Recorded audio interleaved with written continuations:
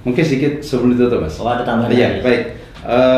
Ada satu hal yang terkadang teman-teman di lapangan sedikit perlu diluruskan, bahwa ketika mereka berbicara eco farming, seringkali menganggap bahwa hilangkan pupuk anorganik, hilangkan pupuk urea, hilangkan pupuk TSP atau NPK. Nah, saya di dalam riset yang kita lakukan, saya ingin menegaskan bahwa belum ada rekomendasi bahwa anorganik itu hilangkan 100% kecuali mereka yang mau bertani organik. Jadi kecuali mereka memang berniat organik, Betul. maka sebenarnya dia tidak perlu menghilangkan pupuk lainnya. Iya. Dia tetap bisa gunakan. Iya, tetap digunakan. Jadi memang saat ini perlu sahabat-sahabat semua pahami bahwa kondisi kita untuk pupuk subsidi yang disebarkan ke petani memang belum mampu dipenuhi secara keseluruhan oleh pemerintah, ya. Jadi kita saat ini per tanggal hari ini 26 April, ya, itu kita baru mampu menyediakan kurang lebih sekitar 9 juta ton. Ya, kalau Pak Menteri kemarin menyampaikan bahwa dari RDKK yang diajukan oleh petani itu kurang lebih kebutuhan mereka 28 juta. Sehingga sebenarnya kita bukan langka pupuk di lapangan, bukan, tetapi kekurangan. Kenapa kurang? Karena memang kita dari pemerintah, dana yang dialokasikan untuk pupuk subsidi itu terbatas. Karena perlu diingat bahwa pupuk subsidi memang untuk masyarakat yang memang layak mendapat subsidi, ya, masyarakat kurang mampu, gitu ya. Nah, oleh karena itu, teman-teman yang memasarkan mitra eco farming, sekali lagi bahwa untuk mencegah terjadinya stagnasi produksi, atau mungkin bukan cuma stagnan tetapi bisa jadi turun untuk langkah awal, jangan pernah rekomendasikan hilangkan pupuk anorganik. Ya, kalau misalnya di dalam prosesnya ternyata tanahnya sudah bagus, ya, maka memang salah satu syarat bagi teman-teman yang memasarkan eco farming ini, tolong miliki kemampuan untuk mengukur kualitas tanah. Ya, saya kira ada banyak cara. Salah satu diantaranya adalah mengetahui melalui bolam lampu itu yang sering dipraktekkan teman-teman. Ya, nah kalau misalnya tanah sudah bagus, ya, karena untuk melakukan budidaya yang bagus tanpa lagi menggunakan pupuk anorganik segala macam, kita membutuhkan kurang lebih seorganik kisaran antara 4-5%. Artinya dengan kondisi saat ini baru di kisaran bahkan kurang dari 2%, itu memang butuh kerja ekstra. Nah, yang kedua, saya ingin menyampaikan juga, tolong para mitra menyarankan kepada petani agar memanfaatkan bahan organik di sekitarnya, Mas. Jadi kalau misalnya ada jerami, jangan dibakar, tetapi manfaatkan, kembalikan ke lahan sawah. Nah, ini berita gembiranya nih, subhanallah. Di pupuk eco farming ini, hasil pengujian yang kita lakukan, bakteri perombak organiknya sangat tinggi. Perombak bahan organik. Jadi kalau misalnya ada tumpukan-tumpukan sisa hasil panen dalam bentuk jerami-jerami tadi, disebarkan saja, lalu kemudian encerkan eco farming, lalu disemprot, ini akan mempercepat proses pengomposan bahan organik. Jadi dengan adanya bahan organik yang kita tambahkan ini semakin membantu petani memperbaiki kualitas tanah. Nah, ketika kualitas tanah semakin bagus, jerami dikembalikan, itu nanti petani potensinya tidak perlu lagi pakai pupuk K, ya, karena jeraminya sudah cukup. Nah, karena didapat dari jerami tadi. Nah, ditambah lagi dengan mikroba positif yang ada di eco farmingnya. Nah, kemudian selain pemanfaatan bahan organik, ya memang kita harapkan bahwa penguatan teman-teman memberikan pendasaran itu menjadi salah satu kunci supaya mikroba yang ada dalam eco farming ini bisa bekerja lebih awal untuk pendasaran itu seperti apa? Nah, pendasaran itu maksudnya sebelum tanam. Sebelum tanam. Jadi ada rekomendasi yang sudah kita berikan, misalnya gunakan 6 tub sebelum tanam, ya. Nah, jadi 6 tub ini bisa diencerkan dengan 1 liter, bisa juga diencerkan dengan masing-masing 1 liter kalau lahan kecil. Nah, bagaimana cara menghitung kalau misalnya, Pak, lahan saya misalnya 1000 meter, tapi kalau saya pakai 6 kan terlalu banyak. Iya. Nah, jadi caranya 1000 meter ini, satu tub ini kita encerkan, lalu kemudian setiap satu tangki itu dikali 50. Jadi kalau misalnya 6 tub berarti 6 kali 50, berarti ada 300 mili. Berarti dalam satu tangki itu berikan 300 mili ke dalam tangki, lalu kemudian dipakai untuk menyemprot tadi 500 meter persegi. Jadi kalau dia hanya 1000 meter, berarti kita hanya butuh 2 tangki. Bisa juga ya dengan dibagi lebih mudah, misalnya kalau 1 hektar itu kan 6. Iya. Kalau 5,5 hektar berarti 3. Iya. Betul. Ya kan? Lebih Iya. mudah, kita cukup gunakan 3. Iya. Artinya bisa dibagi eco farmingnya. Iya, betul. Bisa. Nah, tadi kalau misalnya lahannya kurang dari setengah hektar, tadi saya contohkan 1000 meter kan? Berarti 1,5. Nah, dia hanya menggunakan 1000 meter, dia hanya butuh 600 mili, Mas.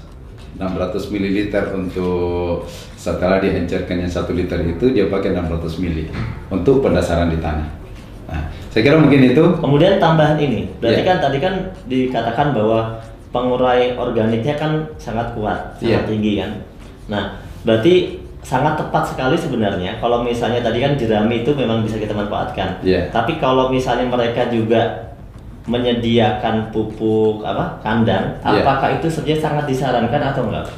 Sangat disarankan. Jadi sekarang ini kami dari Kementerian Pertanian itu sangat berupaya bagaimana supaya masyarakat secara umum ini kembali memaksimalkan bahan organik kembali ke tanah. Jadi bahan organik itu yang mana saja? Ya kotoran ternak ya, atau pupuk kandang, kemudian limbah-limbah di sekitar kita seperti sampah-sampah dedaunan. Nah, kemudian kalau yang sudah ada di sawah ya sisa hasil panen jeraminya itu sebaiknya dikomposkan, lalu kemudian ditebarkan di sawah.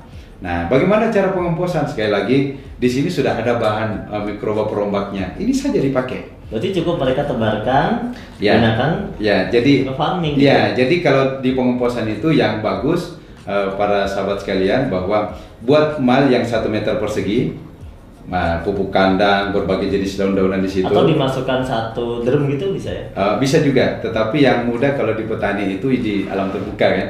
Oh, di tanah. Ya, jadi buat mal dari bambu saja, misalnya bambu 1 meter persegi, tinggi 1 meter, nah turunkan semua ke situ. Tetapi ingat setiap lapisan 20 sampai 30 cm disiram. Nah, jadi kita secara berlapis setiap 20 sampai 30 cm siram sampai ketinggian 1 meter. Habis itu, setelah itu kemudian tutup dengan plastik rapat. Nah, nanti 1 minggu kemudian dia sudah akan turun, volumenya akan turun. Nah, biasanya 3 minggu dia sudah bisa dipakai. Kira-kira berapa eco farming yang bisa kita gunakan?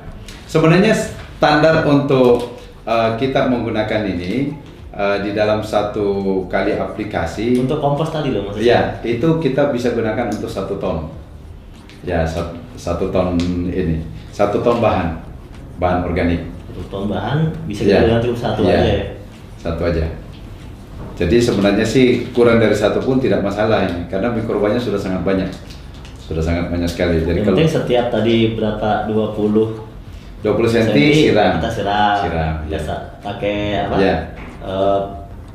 Eco farming yang sudah diencerkan kan. Nanti 20 cm lagi siram lagi. Betul. terus. Ya. Sampai kadar airnya kurang lebih 60%. Itu akan mempercepat proses degradasinya. Ya Pak Jamal, ini ada akhir-akhir ini beredar kabar atau postingan bahwa produk eco farming ini telah diuji oleh bagian biosecurity di Malaysia, ya, yang katanya ternyata mengandung bakteri patogen. Mungkin yang diuji adalah dalam kondisi yang sudah hitam mungkin ya, dia mengandung bakteri patogen yang di sana dijelaskan bahwa itu sangat berbahaya. Gimana kira-kira penjelasannya, Pak Jamal? Baik. Dari apa yang kami terima bahwa di antara bakteri-bakteri yang dinyatakan terdapat di dalam produk ini, ya seperti tadi bahwa ada potensi ini yang masih kemasan lama ya, yang mungkin kan masuk. Itu saya dapatkan ada Bacillus licheniformis. Nah, jadi sebenarnya kalau kita bicara di tanah ya, Untuk jenis bakteri ini sebenarnya ya memang dia banyak digunakan untuk seperti industri sebenarnya ya.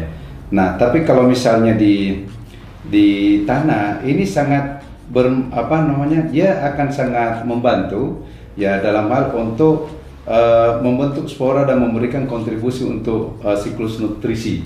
Jadi sebenarnya kalau saat digunakan di tanah digunakan diaplikasikan di pemupukan itu ini tidak jadi masalah. Enggak. Cuma dia berbahayanya kalau terhadap manusia gitu. Ya. Nah, jadi kalau di tanah memang ini salah satu jenis mikroba yang dibutuhkan. Jadi di tanah pasti banyak ya? Ya. Udah umum gitu ya? Banyak betul.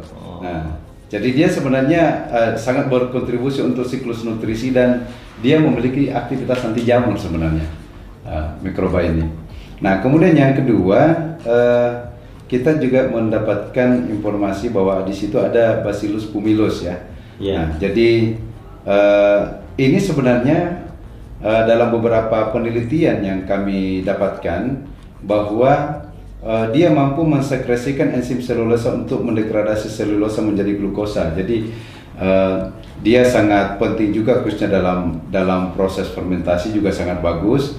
Nah, kemudian juga dari hasil penelitian oleh saudara Indrawan, dia menjelaskan bahwa manfaat dari fermentasi kotoran sapi dengan menggunakan Bacillus pumilus untuk menambahkan ketersediaan nutrien melalui kultur. Artinya ada penambahan nutrien, ada penambahan nutrisinya. Nah, jadi kembali lagi bahwa kalau ini diaplikasikan di bidang pertanian, itu masih banyak sisi-sisi positif yang bisa kita ambil. Ya, kecuali kalau dimakan ya. Nah, ya kecuali kalau dimakan, dikonsumsi, ini nggak boleh ya. Nah, tidak direkomendasikan. Nah, kira gitu, Mas Nur, terkait dengan informasi mikroba yang dianggap mengganggu tadi. Ya. Terima kasih. Jadi intinya berarti kalaupun ini ditemukan mikroba atau bakteri semacam ini, sebenarnya ini juga dibutuhkan ketika dalam proses pertanian itu. Ya. Jadi ini tidak menjadi masalah sebenarnya. Ya. Namun ketika dia mengatakan ini adalah berbahaya terhadap manusia, ya memang betul kalau ini dikonsumsi gitu ya. Mungkin dikonsumsi manusia gitu ya. Berarti ini, dan kami memang tidak disarankan untuk ini dikonsumsi karena ini pupuk bukan makanan. Ya. Gitu. Ya gitu, Mas Nur. Ya. Terima kasih Pak Jamal atas waktunya. Sama-sama. Insya Allah nanti kita ketemu lagi di lain kesempatan. Siap, Insya Allah. Buat mitra semuanya, demikian hasil sharing-sharing kita bersama Pak Jamal. Selamat mendapatkan pengetahuan baru dan jangan lupa belajar terus dan belajar terus. Salam sukses, eco farming, lahan subur, petani makmur.